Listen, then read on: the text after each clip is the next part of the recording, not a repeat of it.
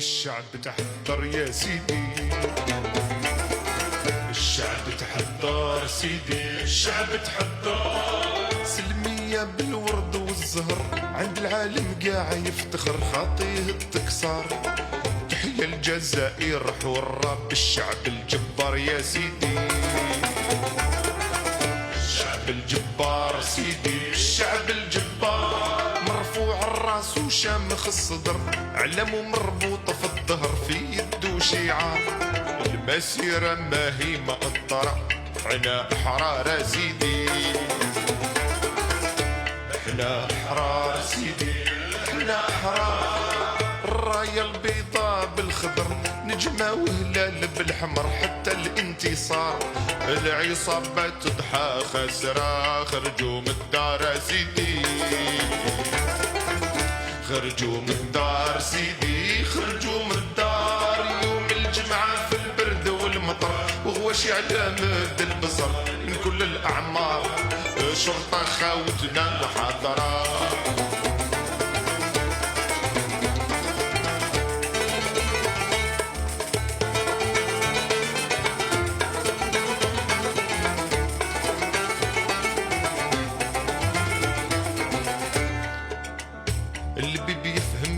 إشارة. والباطل ما عليه نور، الباطل ما عليه نور. يا العاملين فينا زكارة، لا حال يدوم يا ذكور، لا حال يدوم يا ذكور. الدنيا راهي دوارة، اليوم صحى الجمهور، اليوم صحى الجمهور. 1000 مليار سيدي، 1000 مليار سيدي، 1000 مليار. تبني لك طرقان في البحر، وانت يا فرحان بالحفر في طريق السيار. Salam alaikum, Zulf Laoun. Bonsoir. Sahar Ramadankoum. En l'absence de candidature déposée au temps au Conseil constitutionnel, samedi à minuit, l'Algérie se dirige vers un second report de l'élection présidentielle. Une situation inédite dans le pays. Les prétendants à la présidentielle prévue le 4 juillet avaient jusqu'à samedi 25 mai à minuit pour déposer leur dossier. Aucun ne l'a fait, ce qui laisse planer le doute sur cette élection, voulue coûte que coûte par le chef d'état-major Ahmed Gaïd Saleh et contestée par tout le peuple algérien, par le fameux slogan « Makash intikhabat yal isabat ». Sans candidat, l'élection présidentielle est reportée de facto, d'une manière automatique, car ni le Conseil constitutionnel, ni le chef de l'État, par intérim, ne peuvent reporter l'élection. Le Conseil peut uniquement proclamer qu'il n'y a pas de candidat, d'où le report. Aucun texte n'a prévu cette situation, expliquent les juristes et les spécialistes du droit constitutionnel. Fait inédit dans les annales politiques du pays. Mais plus que cela, le régime sera obligé de trouver des artifices juridiques pour justifier le report de l'élection. Le pays entrera de plein pied dans un vide constitutionnel. Un peu plus tôt dans la journée, hier, Abdelkader Ben Salah a annoncé plusieurs nominations, dont celle de la tête de la télévision publique. Mais il n'a pour l'instant fait aucune annonce concernant l'élection présidentielle du 4 juillet, une possible annulation s'il n'y a aucun candidat. Vendredi 24 mai, plusieurs millions d'Algériens ont manifesté pour la 14e semaine consécutive dans tout le pays pour demander, entre autres, l'annulation de cette élection et le départ de tout le système. Yitnahaou Gah. Face à cette réalité, la stratégie du système actuellement incarnée par le général Ahmed Gaïd Saleh a échoué. Elle avait pour but de gagner du temps et de diviser les contestataires à travers la manipulation d'une justice spectacle, illustrée par une vague d'arrestations de corrompus. Mais les Algériens ne furent pas dupes, car ils savent bien que c'est tout le système qui est corrompu. La question s'impose. Où va l'Algérie face à l'entêtement de l'état-major de l'armée et à sa tête Ahmed Gaïd Saleh? Aujourd'hui, donc, le titre de notre émission, le système Algérie, le système dans l'impasse. On aura avec nous, sur notre studio, Mohamed Idir Yacoub, militant politique, Moumen Khalil, secrétaire général de la LADDH, la Ligue algérienne des droits de l'homme, et depuis Alger, Karim Tabou, coordinateur national de l'UDS, et Amoura Boualem, syndicaliste. D'abord, je vais commencer avec mes invités ici dans le studio. Mohamed Idir Yacoub, militant politique. Bonsoir et merci d'avoir accepté notre invitation. Bonsoir, c'est un honneur pour moi de répondre favorablement à l'invitation et de venir partager avec vous notre opinion et notre vision des choses. Et en disant que Azoul, salam alaikum à tous les Algériens et les Algériennes qui nous voient à cette heure-ci-là. Yatik Saha, Mohamed Idir Yacoub, merci. On aura aussi le plaisir d'avoir pour la première fois dans nos studios Moumen Khalil, qui est secrétaire général de la Ligue algérienne des droits de l'homme. Marhaba bik.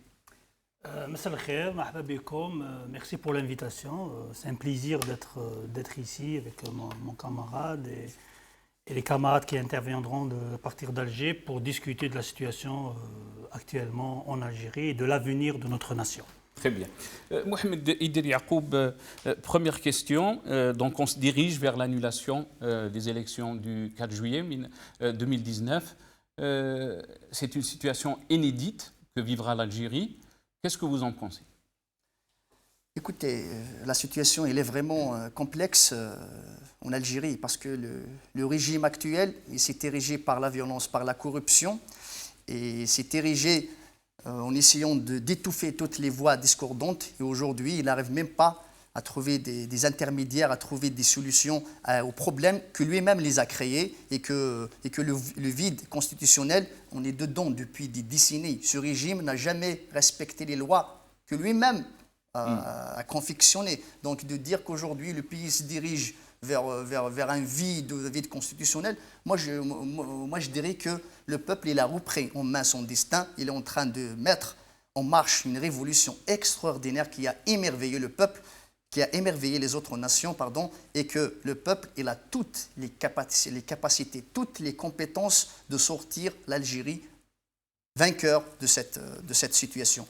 Il est vrai que le régime s'appuie sur des artifices juridiques, comme vous venez de l'annoncer, comme des préalables pour réaménager la façade du pouvoir, pour permettre au système de se maintenir, voire de se régénérer et d'avorter la révolution. Donc pour nous, il faut qu'on soit vigilant, il faut qu'on ne s'inscrive pas dans les agendas électoraux du régime. Aujourd'hui, la solution n'est pas dans la constitution algérienne.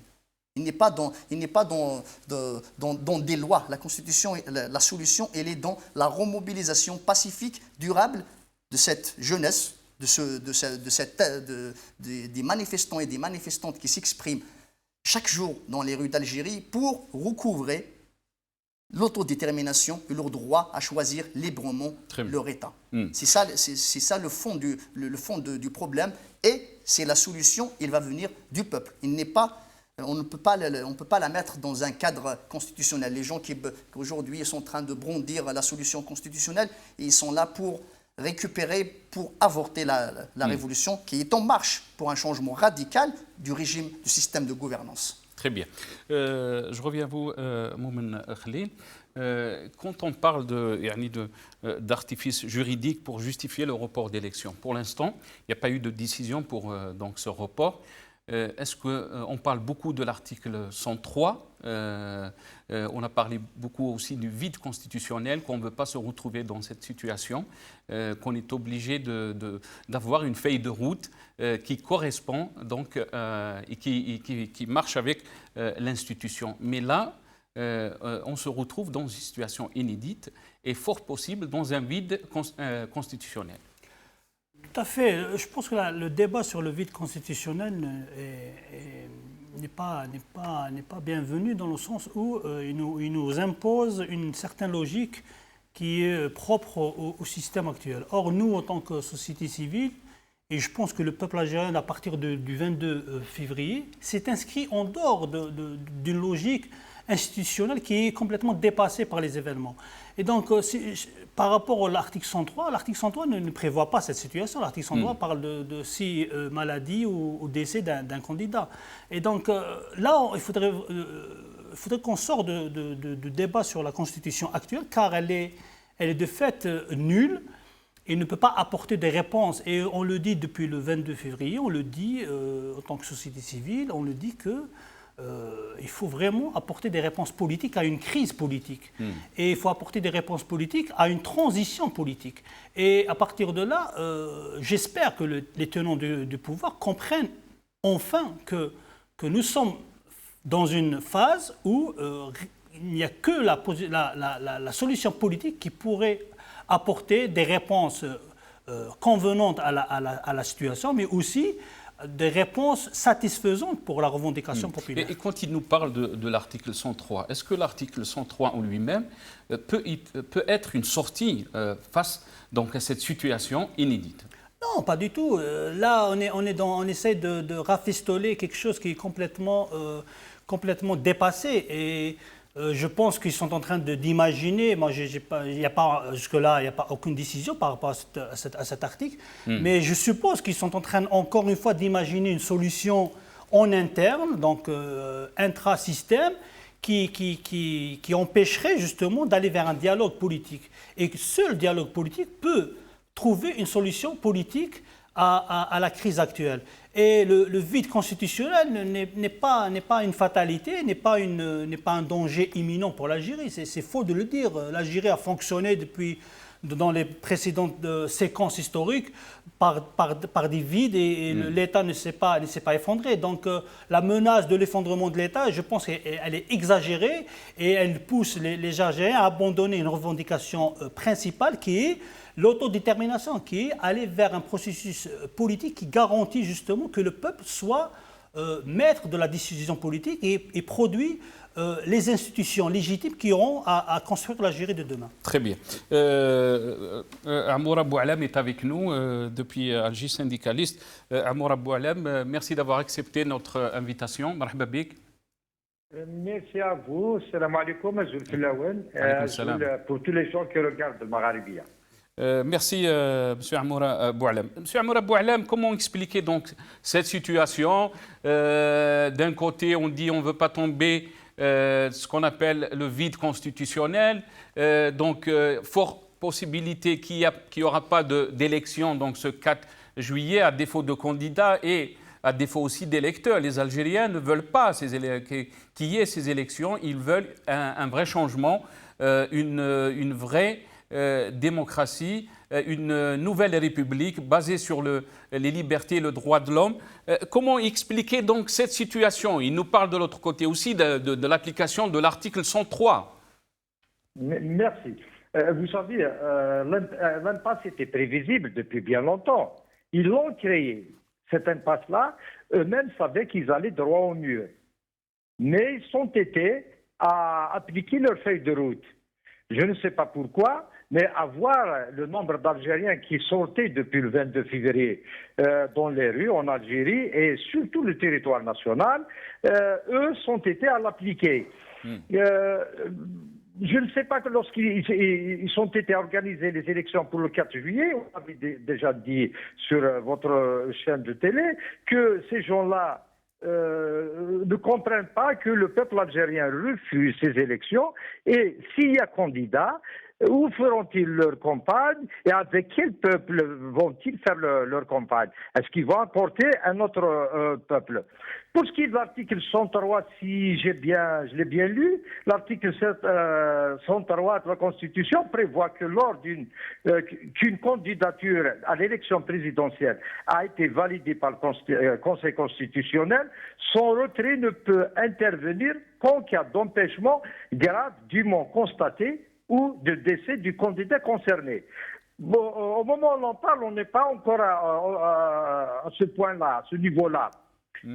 Moi, je pense qu'à minuit, hier, déjà, il n'y avait pas de candidat à la candidature pour les élections du 4 juillet. Oui. Mais aujourd'hui, on nous sort deux noms après minuit peut-être, deux noms ils nous disent qu'ils ont déposé leur dossier de candidature.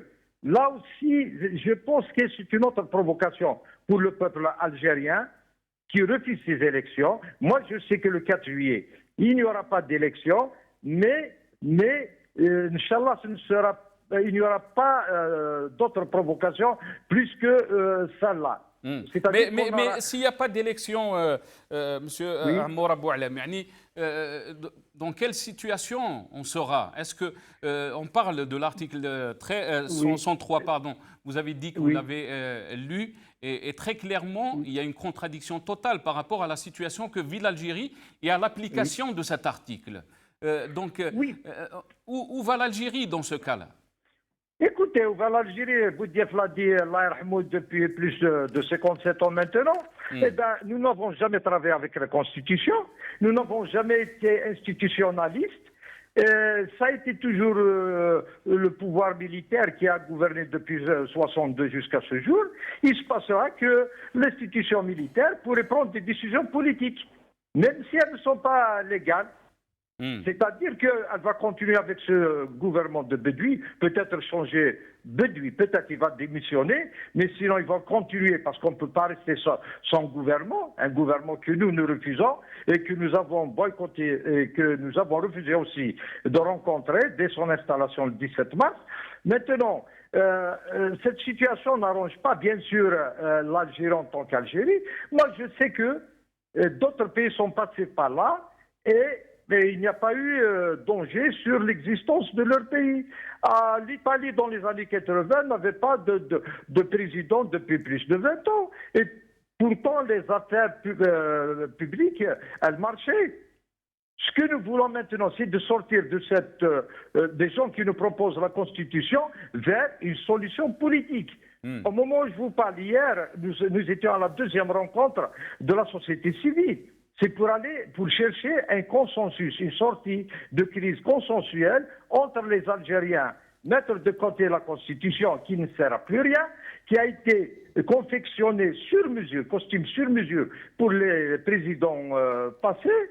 Donc maintenant, nous devrions passer à la solution politique. Les Algériens doivent se mettre autour d'une table et notre proposition, nous avons dit que nous allons la donner pour le chef de l'armée. Actuellement, celui qui est à la tête de l'Algérie. C'est le vrai pouvoir. C'est le pouvoir réel. Donc, il ne faut pas maintenant se cacher derrière les mots. Nous sommes dans une situation où même ce gouvernement, il n'exerce plus, il n'est plus sur le terrain. On voit des nominations d'un chef d'État qui ne parle pas, qui ne communique pas, comme ça a été fait cela depuis plus de 6 ans. Donc c'est une continuité pour eux. C'est ce que nous refusons. Il y a des hommes et des femmes capables en Algérie de prendre la destinée de l'Algérie et qu'on arrête de nous faire sortir les régions, de salir des personnalités. On voit ce qu'ils font sur les réseaux sociaux et aussi sur leur chaîne de télévision. Très bien. Il faut trouver des solutions concrètes et on en a beaucoup. Très bien. Restez avec nous, Amour Abou Alam. Mohamed Idir Yacoub, pourquoi donc le régime insiste pour qu'il y ait des solutions qui respectent donc la Constitution et il ne faut pas qu'on tombe aussi dans le vide constitutionnel? Est-ce que vous pensez qu'on est en train de gagner du temps et on essaie aussi de faire essouffler ce mouvement? Moi, je crois que le régime, il est toujours fidèle à sa nature. Il essaye toujours de manœuvrer pour gagner du temps et pour surtout se maintenir et se régénérer. Le régime n'a aucune intention ni de faire des négociations claires et transparentes pour sortir le pays de la crise, ni d'amorcer un processus de transition pacifique et démocratique réel. Qui impliquera l'appartenance ou bien la contribution de toutes les forces vives de la société. Parce qu'aujourd'hui, quand on parle de la Constitution algérienne, il a été faite dans une salle de cinéma en 63, en 62. Et que chaque président qui vient, il vient avec sa Constitution. Donc aujourd'hui, la solution ne pourra pas venir d'une Constitution qui est devenue aujourd'hui caduque. Le vide politique, c'est quand le peuple est démission de la chose publique.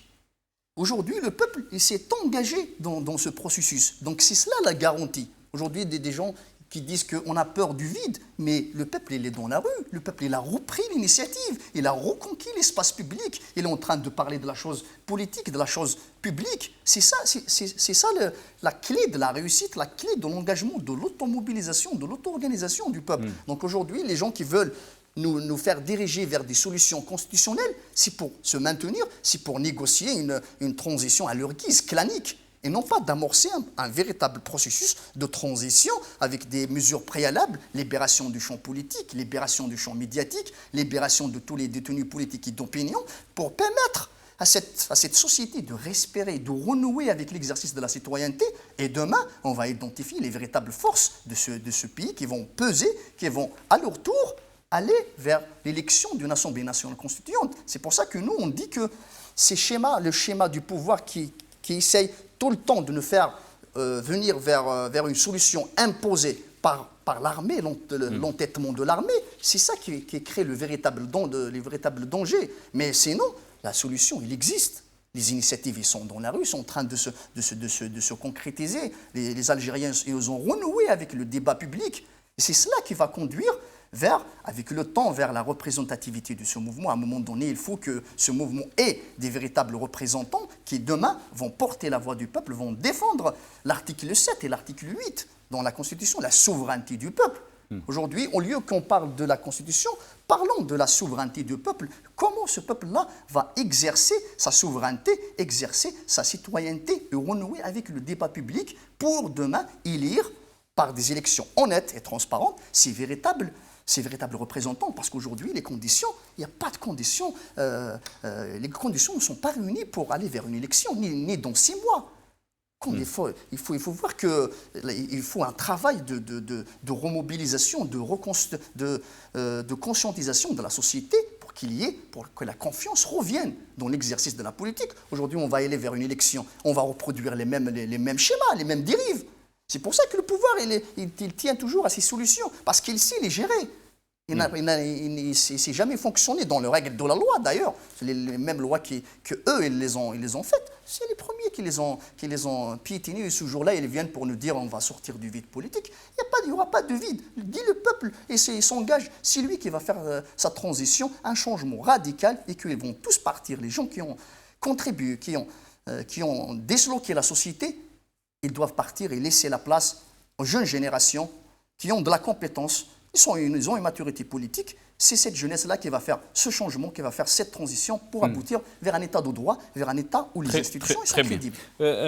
Moumen Khalil, on a vu le chef d'état-major de l'armée, Ahmed Gaïd Saleh, qui a fait au moins 16 discours. Donc, depuis le mois de février jusqu'à ce mois de mai. Et tous ces discours étaient de l'intérieur des casernes, la majorité de ces discours. Il a parlé de l'absence de l'élite, de l'absence des initiatives, mais clairement, les Algériens ont souhaité de tourner la page avec ce régime, et ce n'est pas les initiatives ni l'élite qui manquent en ce moment. Tout à fait. Le chef de l'armée, à travers ses discours, veut produire ses propres interlocuteurs.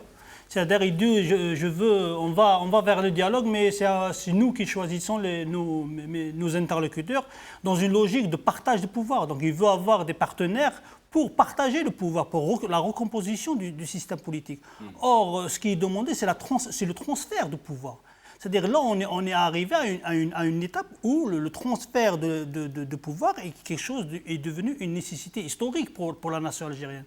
Et donc, les décideurs s'ils ne comprennent pas ça, on est vraiment dans un problème, parce que le peuple est en train de sortir depuis des semaines et des mois dans une dynamique extraordinaire. Et je rejoins mon ami qui dit qu'il ne faut pas avoir peur, parce que le peuple est présent, le peuple est devenu un acteur. Et le fait qu'il ne désigne pas ses représentants, c'est un message politique, en disant que pourquoi je désignerai mes représentants à partir du moment où le détenteur de pouvoir ne sont pas dans une logique de transfert de pouvoir, mais dans une logique de recomposition du système et de partage de pouvoir. Allons vers un dialogue qui va acter le transfert de pouvoir, donc une transition politique, et la désignation des représentants, elle va se faire. Le peuple n'est pas... Le peuple, il y a une intelligence politique. Donc il ne faut pas avoir peur de l'intelligence politique et l'intelligence collective du peuple algérien. Donc on n'est pas dans... C'est vrai, ça paraît un discours, un slogan jusqu'au boutiste. Mais il y a de la rationalité dans le mouvement. La société civile est en train de se réunir, de proposer des sorties. On a beaucoup jeté de doutes sur ce slogan. Tout le monde doit partir. Alors qu'il y a de la rationalité, comme vous l'avez dit. Les Algériens savent très bien les gens qui étaient dans ce système et qui doivent partir.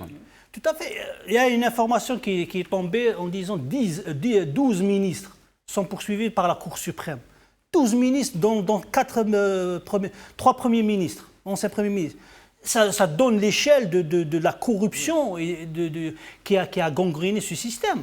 Le chef de l'état-major nous dit qu'en disant vous jetez l'anathème sur les cadres honnêtes et propres dans le système, dans les rouages de l'État.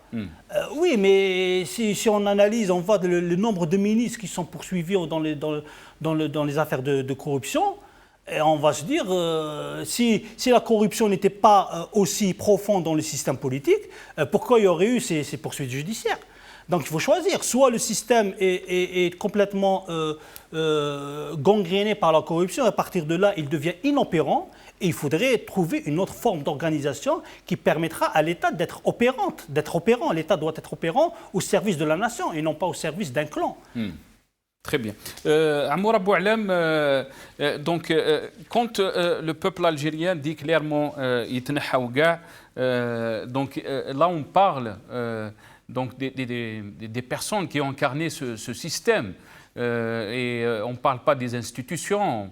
Au contraire, l'Algérien est très conscient du danger d'un tournant historique qui est en train de vivre l'Algérie.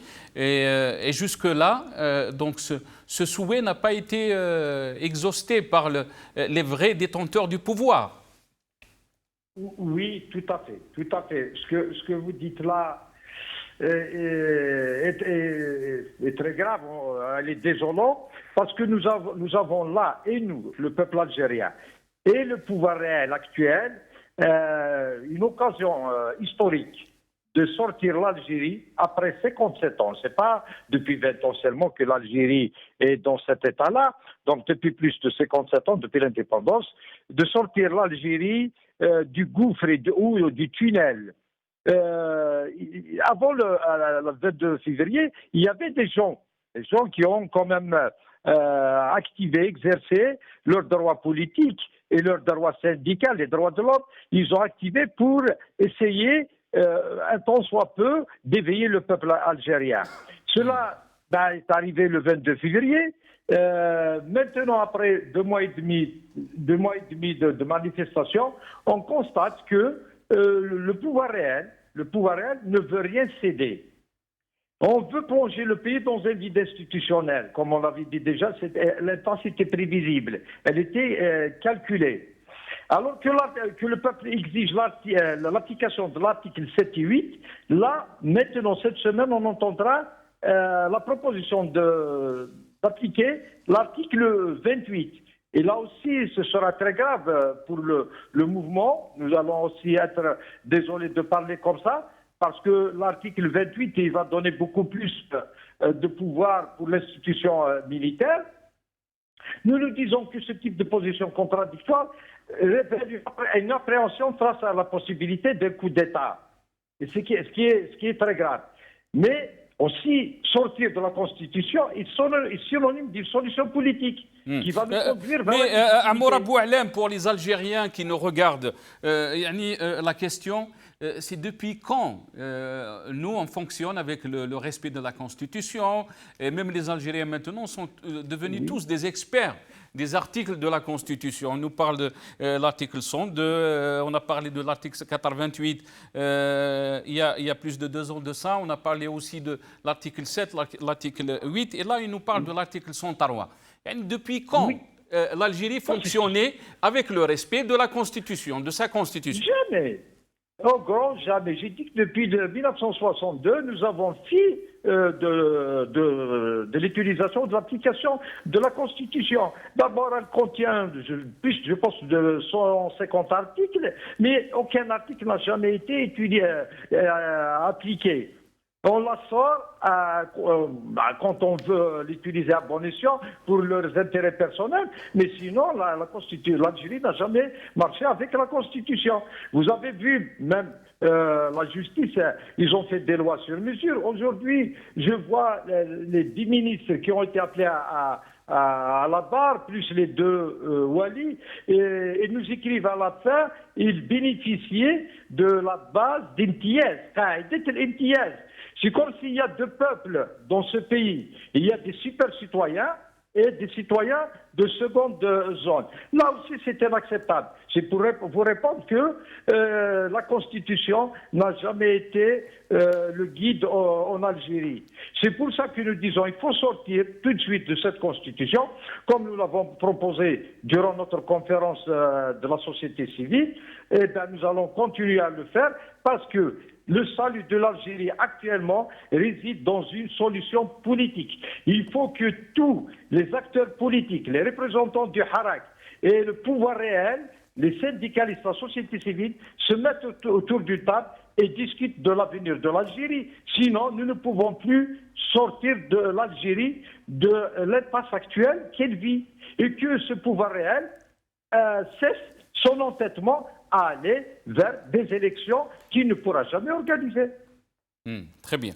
Mohamed Idir Yacoub, il dit à Mourad Boualam que le régime s'entête à aller vers des élections qu'il ne pourra jamais organiser. Donc, dans ce cas-là, quelle sera la réponse des Algériens, du Hirak, pour essayer de trouver une solution, une vraie solution à cette situation? Aujourd'hui, les Algériens et les Algériens, ils sont déterminés. Ils sont déterminés à aller jusqu'au bout et à imposer une véritable transition démocratique et pacifique face à l'entêtement du régime, de ses relais et de sa clientèle. L'entêtement de l'institution militaire pourra conduire le pays vers la dérive. Et c'est cela le danger. Aujourd'hui, on appelle ces gens-là pour qu'ils soient raisonnables, pour qu'ils appellent à des négociations transparentes, claires, pour dégager un agenda précis du transfert du pouvoir vers un gouvernement de transition qui va gérer les affaires courantes du pays et préparer les conditions à un processus reconstituant. Parce que si on continue dans cette logique-là, parce que le régime, certes, ils ne veulent pas céder face à la volonté du peuple qui s'exprime dans les rues d'une manière extraordinaire, le régime reste sourd vis-à-vis des revendications légitimes du peuple algérien qui aspire à édifier une véritable république respectueuse des droits humains, respectueuse des droits universels. C'est cela.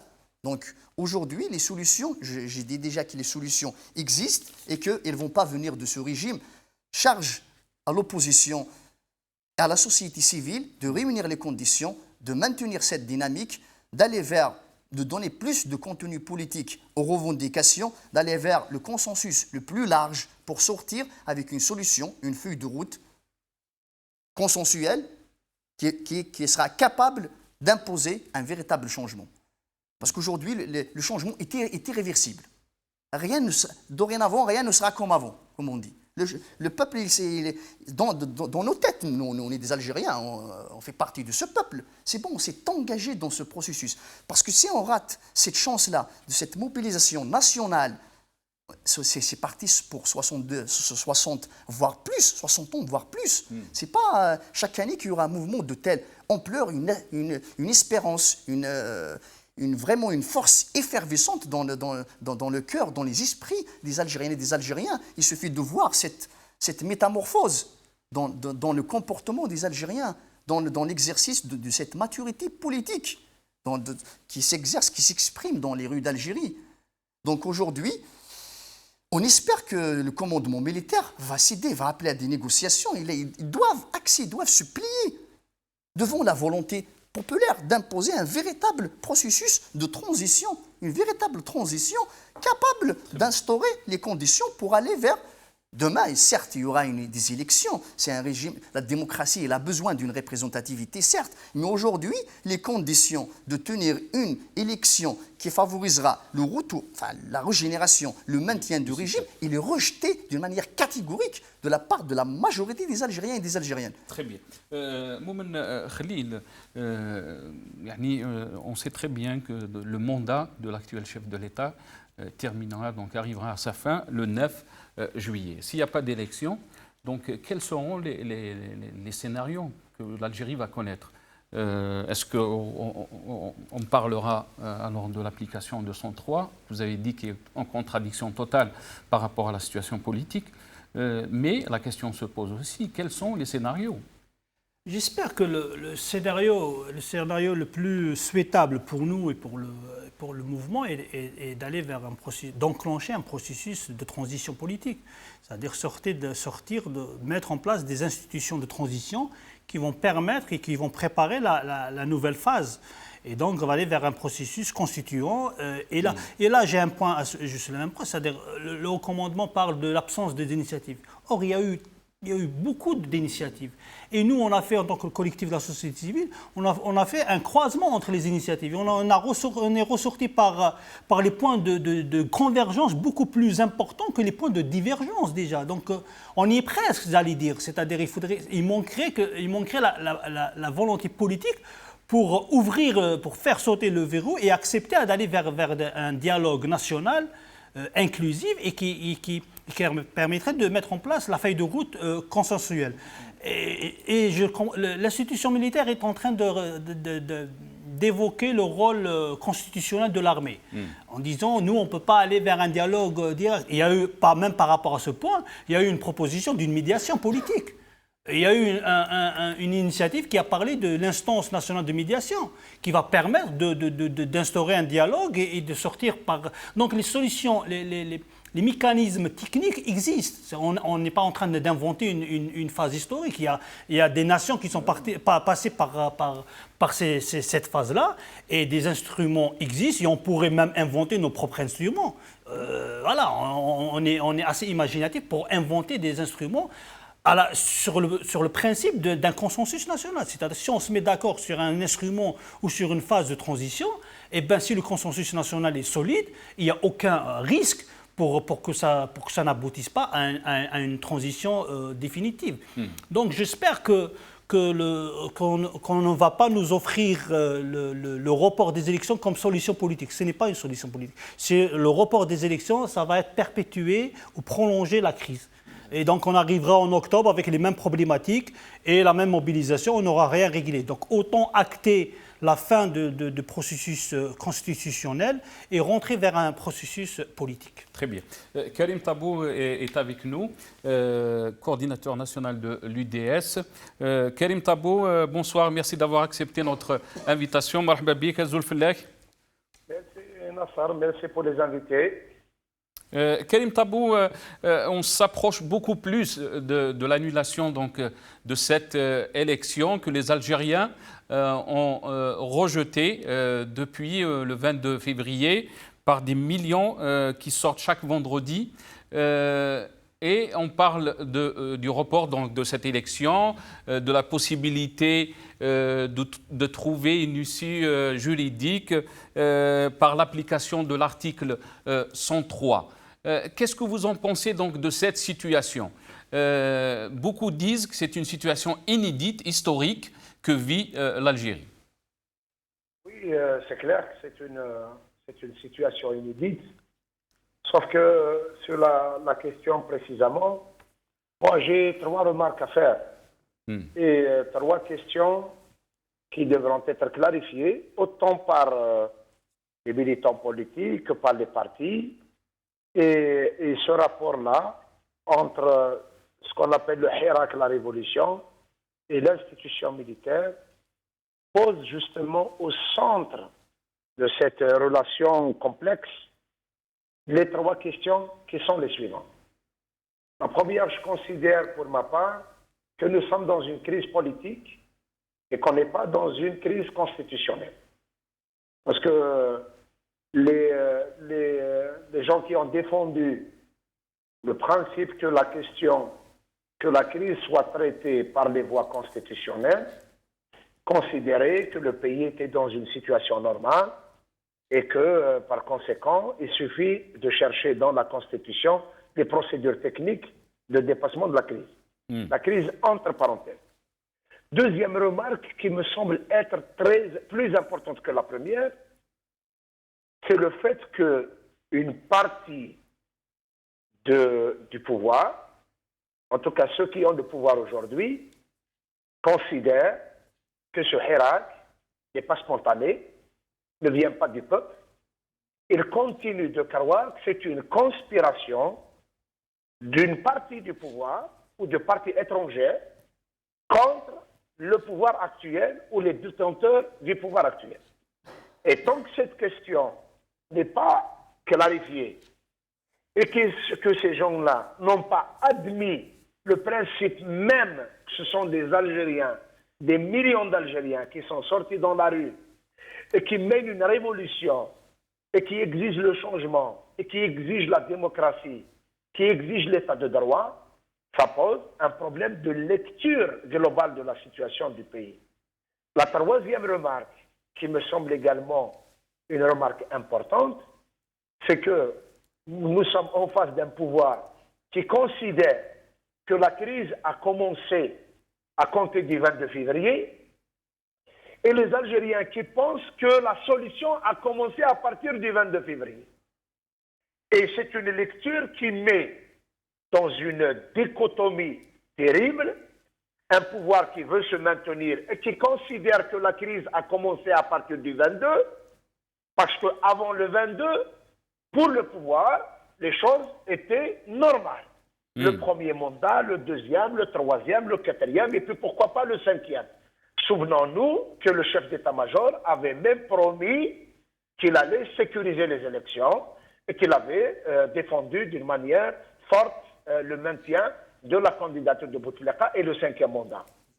Et puis par la suite, en termes de débat, tout ce qui a été produit comme analyse dans les différents discours du chef d'état-major, il laisse toujours sous-entendre que le Hirak est au cœur d'un conflit, d'une lutte de deux parties du pouvoir.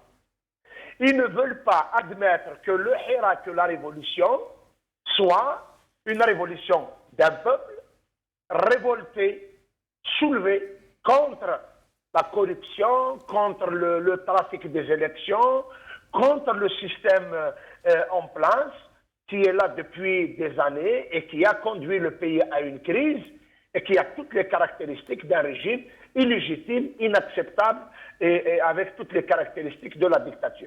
Mais Karim Tabou, Ahmed Gaïd Saleh dit aussi qu'on est en train de combattre cette corruption. Mais il considère que la bataille contre la corruption est un moyen pour régler ses comptes avec une partie du pouvoir, laquelle partie du pouvoir est soupçonnée d'avoir tenté le coup d'État contre lui. Il faut qu'on soit clair sur la question. Gaïd Salah n'a pas arrêté Toufiq Tartag et Saïd Bouteflika pour des raisons liées à la corruption ou pour des raisons liées à 20 années de gestion par la corruption, par le trafic des élections.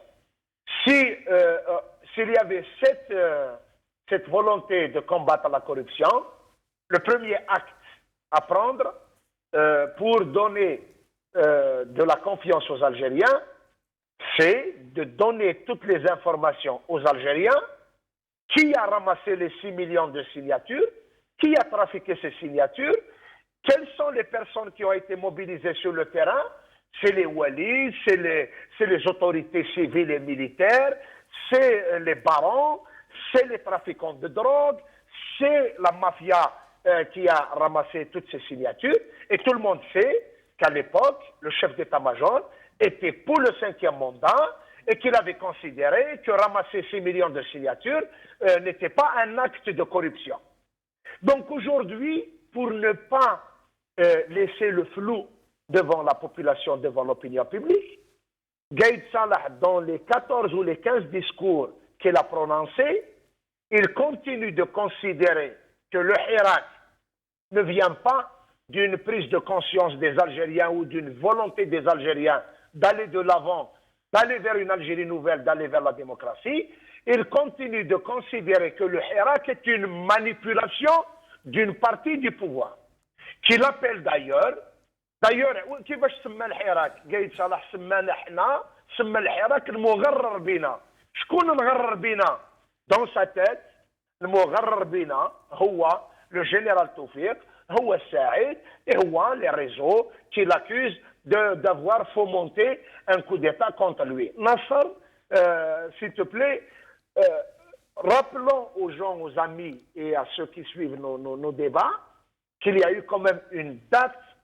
Il s'est passé 2 événements majeurs. Ces événements majeurs, je pense, on n'a pas cherché les dessous de ces événements. Le premier événement a eu lieu le 30 mars. Un communiqué de la présidence annonce que le chef de l'État a pris la décision de démissionner avant la fin de son mandat, je parle de Bouteflika, et que le chef de l'État allait prendre des mesures importantes pour gérer la transition.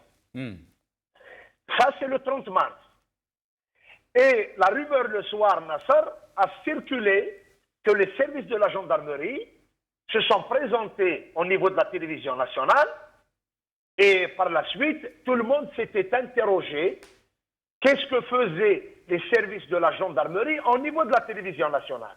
Le lendemain, on a eu la réponse. On a eu un communiqué, un vrai faux communiqué ou un faux vrai communiqué qui annonce que le chef d'état-major a été relevé de ses fonctions. Et vous avez la réponse, c'est que les services de la gendarmerie, ils ont été à la télévision, récupérer un communiqué qui devait annoncer la mise en retraite de Gaïd Salah, parce que finalement, Gaïd Salah a mis en échec l'opération qui allait donc le mettre en retraite.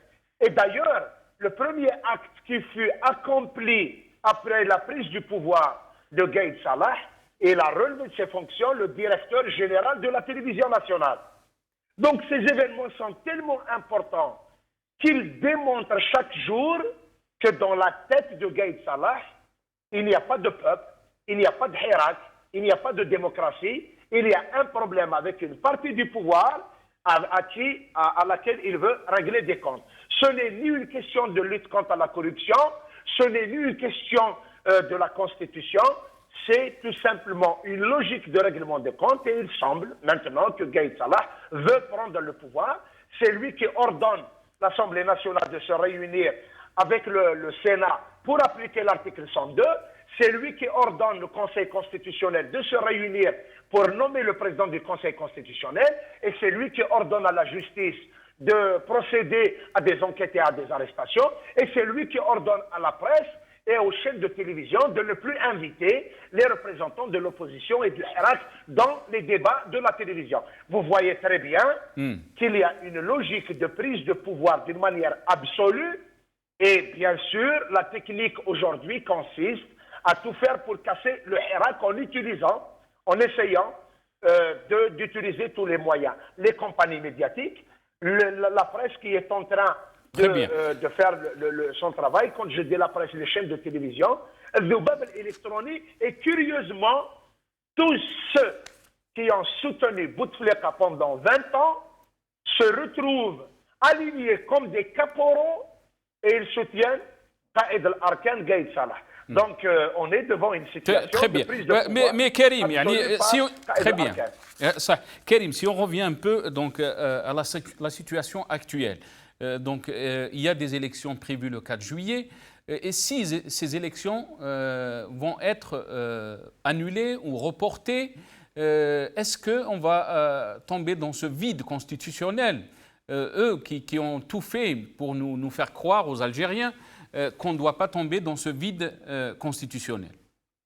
Vous savez, les mots qui sont aujourd'hui proposés dans le débat sont déjà une partie de la manipulation. De là à dire aux Algériens qu'on est devant le risque d'un vide constitutionnel, cela suppose qu'on était dans la Constitution. Mais on n'a jamais été dans la Constitution. Mais ce pays a toujours fonctionné par des lois et des constitutions qui ne sont pas écrites. Les constitutions qui sont écrites ne sont là que pour servir de décor, que pour servir de couverture.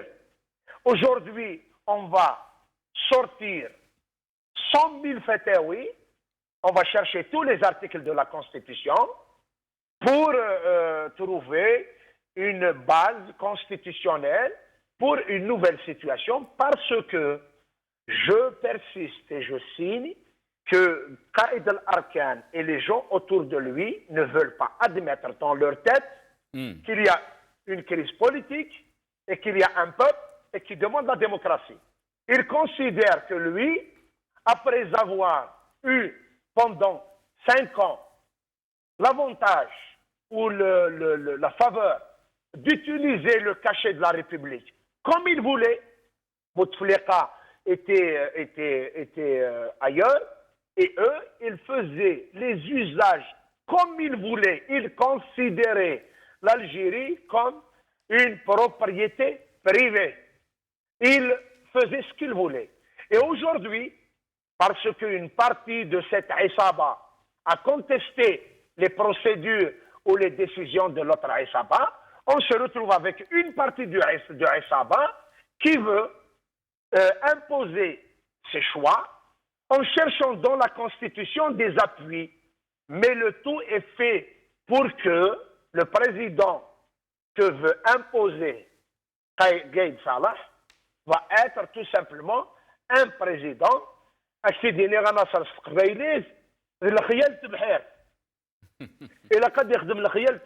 ça va être un président à portée de main, qui n'aura aucun pouvoir, qui va être un président fragile, qui ne peut s'appuyer que sur Qaïd al-Arkan. Et d'ailleurs, aujourd'hui, nous avons un chef d'État, entre parenthèses, qui est imposé aux Algériens. Dites-vous que Ben Salah ou Bedoui, sans Gaïd Salah, n'aurait pas résisté une journée. Ben Salah s'appuie sur le Gaïd, les décisions de la justice s'appuient sur le Gaïd, les débats des chaînes de télévision privées en Algérie s'appuient sur le Gaïd. Et aujourd'hui, il semble que Gaïd veut exercer le monopole absolu sur les décisions politiques. Très bien. Très bien. D'où d'ailleurs, excuse-moi 10 secondes, d'où d'ailleurs la nécessité de réengager de nouveau le mouvement pour une grande remobilisation d'ici à l'avenir pour exiger de Gaïd Salah qu'il accepte définitivement qu'il y a un peuple, que la République doit appartenir au public et que désormais les Algériens sont demandeurs de son départ, du départ de l'Aïsaba et de la mise en place d'un processus. Très bien, restez avec nous, Karim. Sahita Karim, restez avec nous. Moumen Khalil, je reviens à vous. Quand Karim Tabou dit que la crise, elle est politique, elle n'est pas constitutionnelle, comment on peut aussi arriver à des solutions? Il y a beaucoup d'Algériens qui demandent aussi à ce qu'il y ait de solutions. Et vous avez parlé d'initiatives, vous avez parlé aussi d'un débat qui se passe dans les rues entre les Algériens. Et on n'a jamais vu ça. Tout à fait, mais effectivement, je partage l'avis de Karim sur le fait qu'il y ait une acceptation de la part de pouvoir réel que le processus est véritablement un processus historique, populaire et qui est demandeur d'un changement réel et non pas un réaménagement du système. Je pense que ça va se faire parce que le Hirak a produit assez de messages politiques, notamment le dernier vendredi où Doula Madaniya Machi Askaria, c'est un message politique tout à fait clair et qu'il exprime une volonté de non-retour en arrière de la part du mouvement. Et nous, en tant que société civile, on fait écho à ce mouvement et on essaie de produire de proposer des solutions, justement, parce que le discours officiel, notamment tout ce qui se dit à travers les médias, en disant c'est le vide abyssal, il n'y a rien, rien ne se fait, et que, attention, après nous, c'est le déluge. Or, non, il y a des forces vives dans la nation. Les gens sont en train de réfléchir, sont en train de produire, sont en train de se concerter.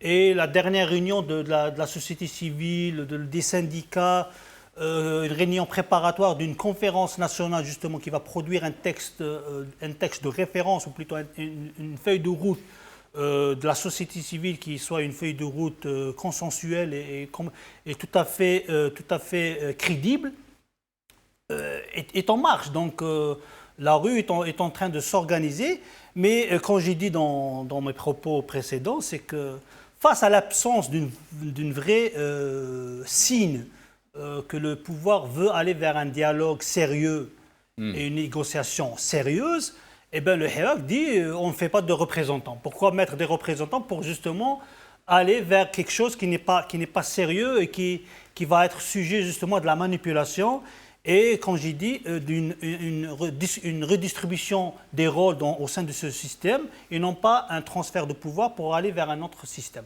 Donc je pense que, personnellement, je suis très, très optimiste dans le sens où le mouvement est arrivé à cette lucidité, justement, de dire que pas de retour en arrière. On ne va pas retourner en arrière. Que Gaïd Salah ou que l'institution militaire joue le temps et essaye de proposer quelque chose, un report des élections, et essaye de négocier des trucs avec des partis politiques à même d'accepter des offres qui sont hors la volonté populaire, tout ça ne va pas aboutir à une stabilisation de la vie publique et à une sortie de crise. La sortie de crise ne peut être envisagée qu'à travers le lancement d'un processus politique sérieux. Très bien. Amour Abou Alem, je reviens à vous très rapidement. Donc, vous avez entendu chacun comment il voit donc, ces sorties de crise face à l'entêtement du régime à appliquer sa feuille de route qui est totalement rejetée par tout le peuple algérien. Le peuple algérien appelle à un vrai changement, donc à une nouvelle république, le respect des droits de l'homme, de liberté. Comment trouver donc, quels sont les mécanismes qu'on peut trouver pour faire face à l'entêtement de régime d'aller à un nouveau système, à une nouvelle Algérie? Merci. Avant une petite phrase, vous savez, la stratégie actuelle de ce pouvoir, le pouvoir réel, il fait tout pour arriver à garder Ben Salah après le 9 juillet. Il faut prendre en considération ce que nous disons aujourd'hui, parce que nous avons appris qu'il y a certaines personnes, en ce moment même, ils sont en train d'organiser des comités de soutien à Gaïd Salah.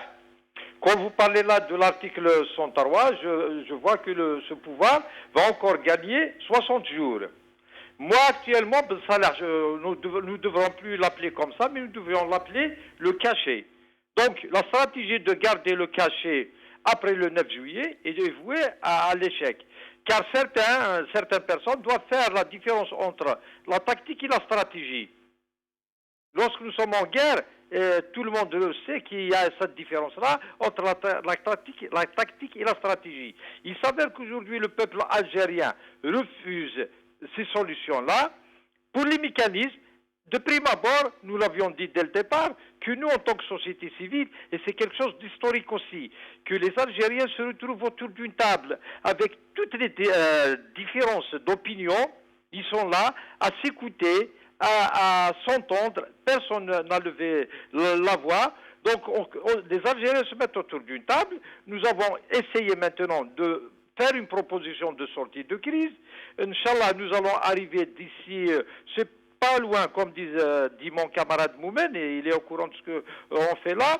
Donc nous allons synthétiser nos propositions, et il y a quand même un rapprochement, un consensus qui se dégage entre les différentes propositions.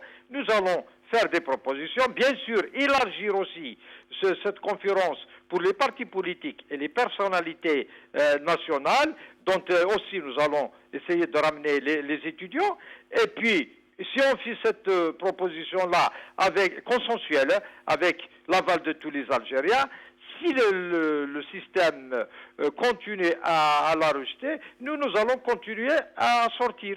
C'est la seule solution qui nous reste pour rester pacifique dans notre action et dans notre mouvement.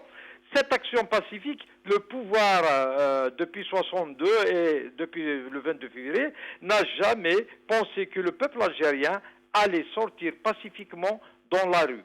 Il ne s'est jamais attendu, donc il ne connaît rien au pacifisme.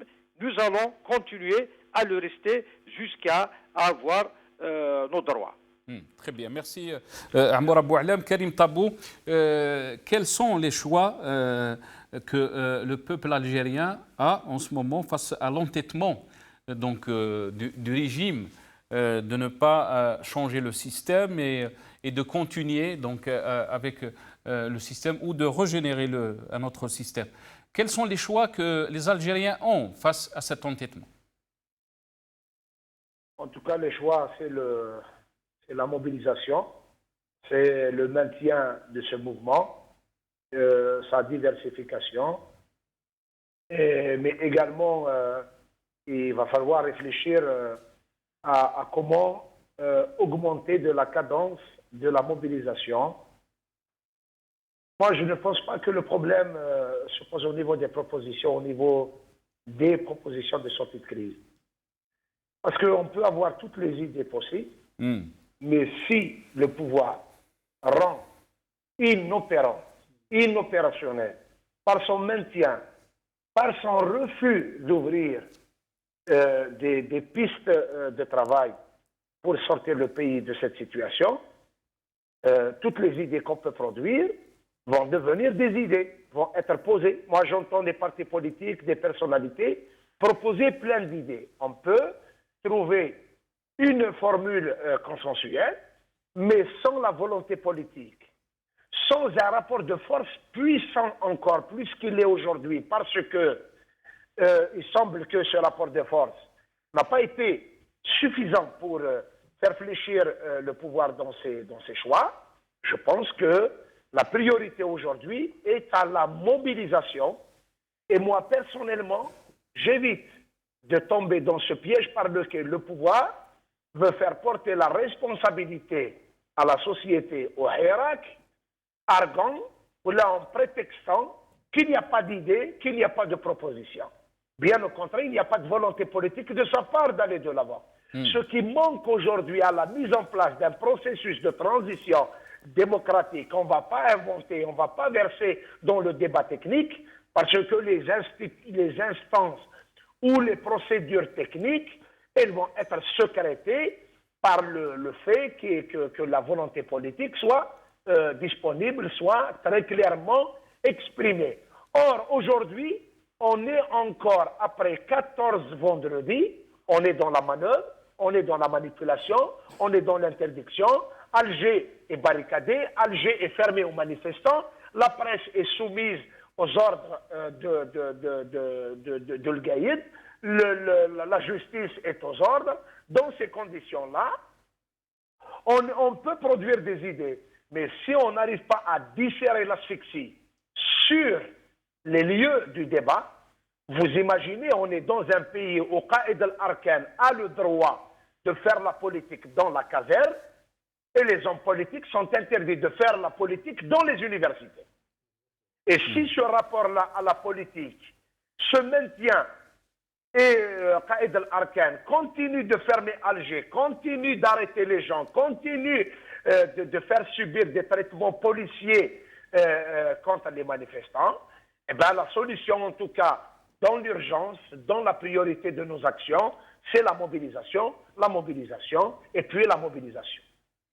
Très bien.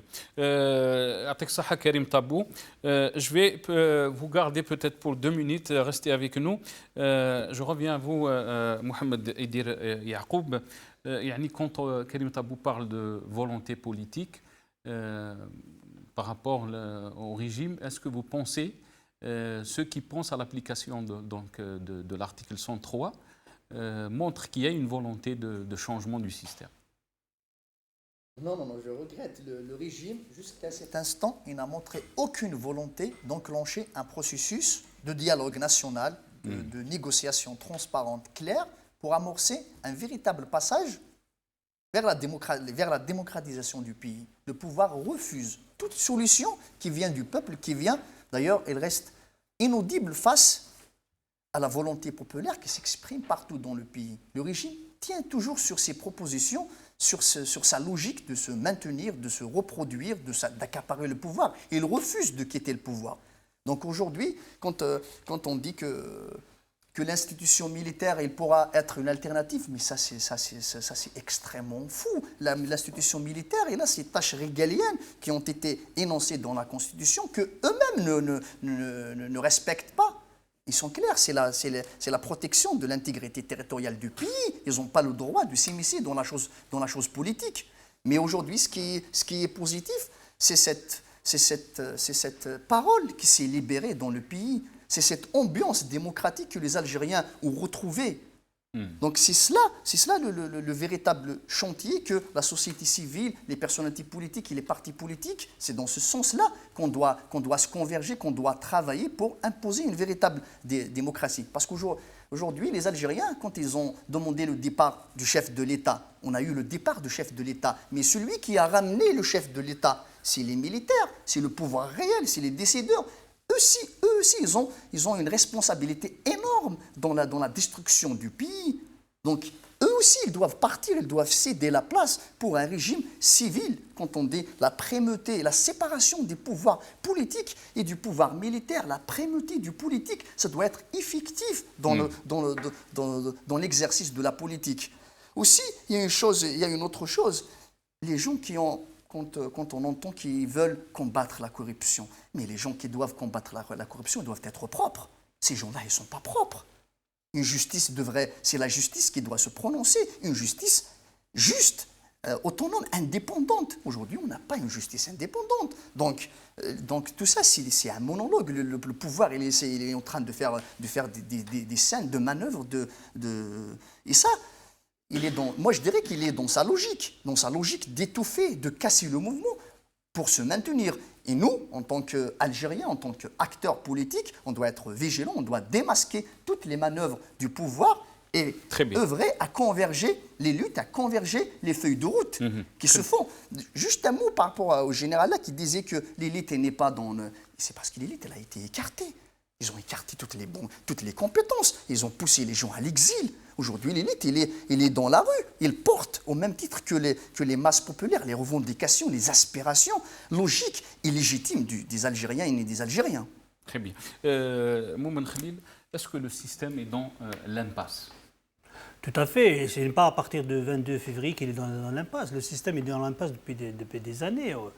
Le problème, c'est que la classe, en parlant de l'hégémonie du militaire sur la vie politique, je pense qu'il y a aussi un problème de dépendance d'une certaine classe politique. C'est-à-dire, il y a cette allégeance, allez dire, automatique, excessive de certaines classes politiques qui, à partir de 92, n'arrivent pas à se concevoir en dehors de l'hégémonie de l'institution militaire. Peut-être que c'est aussi la problématique, elle est à ce niveau-là. À la limite, les militaires disent nous, on n'a rien demandé, c'est les politiques qui n'arrivent pas à assumer leur rôle.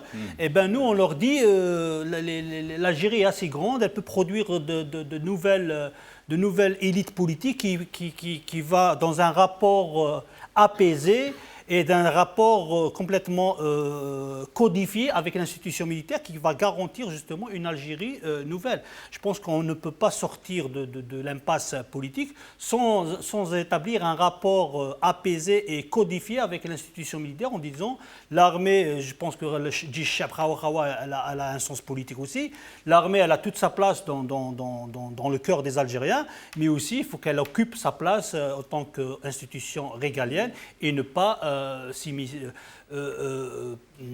dominer la vie publique comme elle a fait depuis 1962. Karim Tabou, dernière question. Est-ce que le système est dans l'impasse, sachant que Ahmed Gaïd Salah l'a répété plusieurs fois qu'il fallait trouver des solutions qui concordent avec la Constitution nationale et pour ne pas se retrouver dans une situation de vide constitutionnel. Mais là, on se retrouve et la question se pose aussi, est-ce que le système est dans l'impasse? Karim Tabou? On a perdu Karim Tabou. Moumen Khalil, je vous donne un dernier mot. Pardon, Mohamed Dider Yacoub.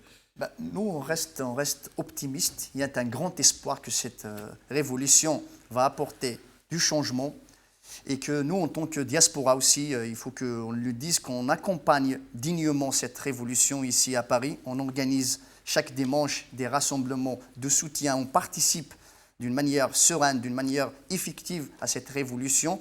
On s'inscrit comme étant une force de proposition. Donc je profite de cette tribune d'inviter toute la diaspora algérienne ici établie en France. Et vous étiez à la place de la République avant de venir à cette émission. Exact. On était là depuis 11 heures pour préparer les chapiteaux, pour animer les chapiteaux, pour permettre à la diaspora de s'exprimer, de participer, d'œuvrer, de contribuer, d'apporter un regard et des idées aussi. Donc chaque dimanche, on est à République, je suis partie du collectif Libérons l'Algérie, donc on accompagne cette révolution, on invite la diaspora algérienne d'ici de France à venir chaque dimanche à Place de la République pour maintenir la pression contre le régime d'Alger et exprimer notre attachement à la patrie, à notre mère patrie, l'Algérie, et apporter notre part de responsabilité quant à cette révolution en marche pour la démocratie et pour un état de droit. Merci Mohamed Dider Yacoub. Un dernier mot, Moumen Khalil. Oui, j'ai eu beaucoup de plaisir à partager cet après-midi des moments avec nos compatriotes Place République à Paris. J'ai trouvé le même enthousiasme, la même détermination chez nos compatriotes. Et je pense que c'est une richesse pour l'Algérie, c'est une chance pour l'Algérie que des citoyens, les enfants d'Algérie se mobilisent là où ils sont, aux États-Unis, au Canada, à Alger, à Londres. Et je pense que voilà, moi je suis très positif, très optimiste, mais il faudrait qu'il y ait un courage politique pour aller vers un compromis historique qui va permettre à l'Algérie d'entrevoir de lendemains heureux.